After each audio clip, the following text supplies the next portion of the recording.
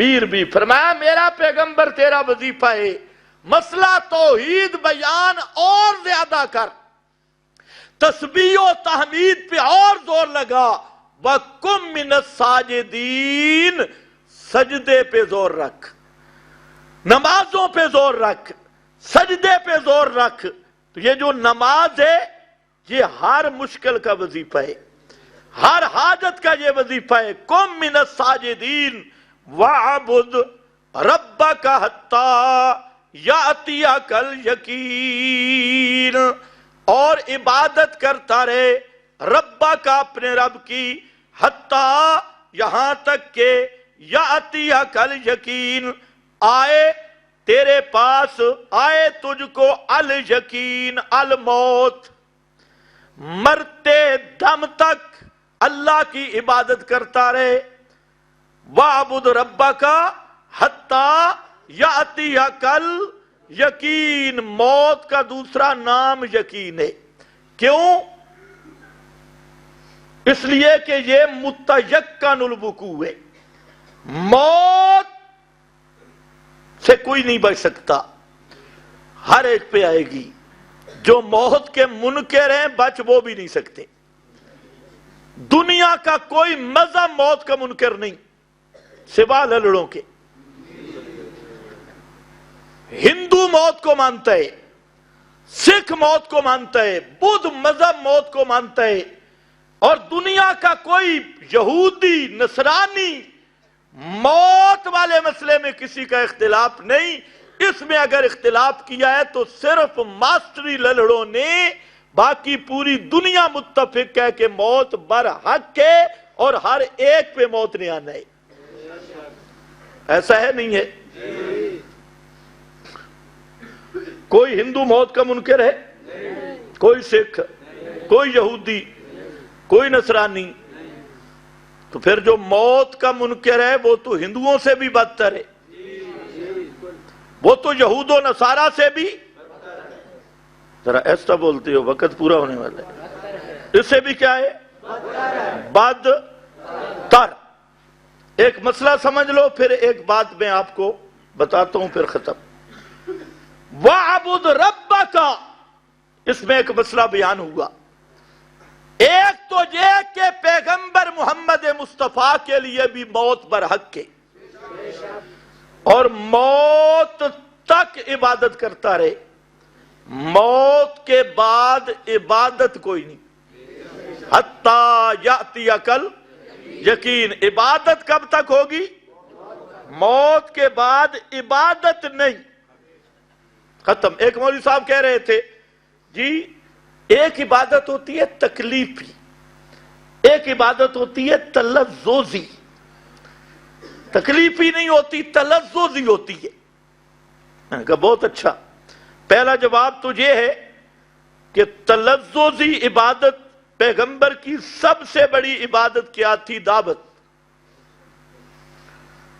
تو تلذذی دعوت ہے۔ پھر آپ کا سب سے بڑی ذوق والی عبادت وہ تھی القتال فی سبیل اللہ، جہاد۔ تو موت کے بعد جہاد والی تلذذی عبادت، بولو بولو ختم، آپ دیر کر رہے ہیں۔ موت کے بعد آپ جہاد کر رہے ہیں تلذذاً، تکلیفاً نہ صحیح، تلذذاً، دعوت بھی نہیں۔ پھر آپ کی سب سے پیاری عبادت تھی بیان قرآن، بلغ ما انزل الیک من ربک۔ تو موت کے بعد آپ قرآن بیان کر رہے ہیں، ذرا تلذذاً صحیح، تکلیفاً نہیں۔ اچھا، دوسری بات یہ ہے کہ اس ملا کو یہ بھی نہیں پتا کہ تکلیفی عبادت کیوں موت پہ ختم ہو گئی۔ اس لیے کہ لا یکلف اللہ نفسا الا وسعہا۔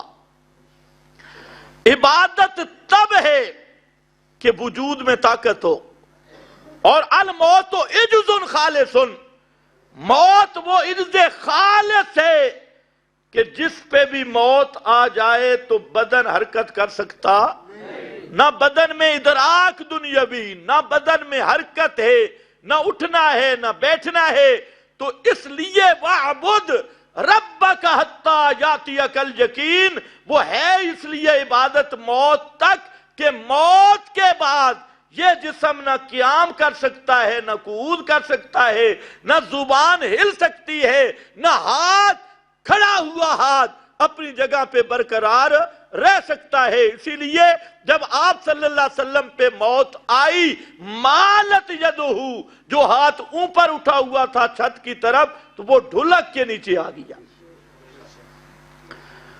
اور ایک اور مسئلہ بھی آیا، یہ بڑا اہم مسئلہ ہے، یہ شاید پہلے آپ نے نہ سنا ہو۔ ایک طبقہ ہے جو کہتا ہے کہ جہاں الیقین سے مراد ہے معرفت، اور وہ کہتے ہیں جب آدمی مجاہدہ کرتا ہے تو ایک مقام پہ پہنچ جاتا ہے، اور اس مقام پر جب پہنچتا ہے تو عبادات ساری ساکت ہو جاتی ہے۔ اس لیے آپ نے خصوصاً پیروں سے یہ سنا ہوگا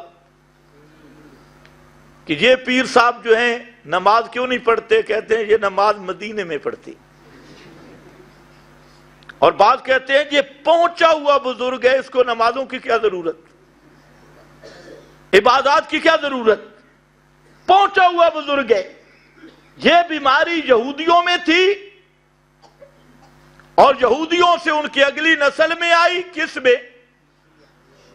آپ تو بولو کس میں؟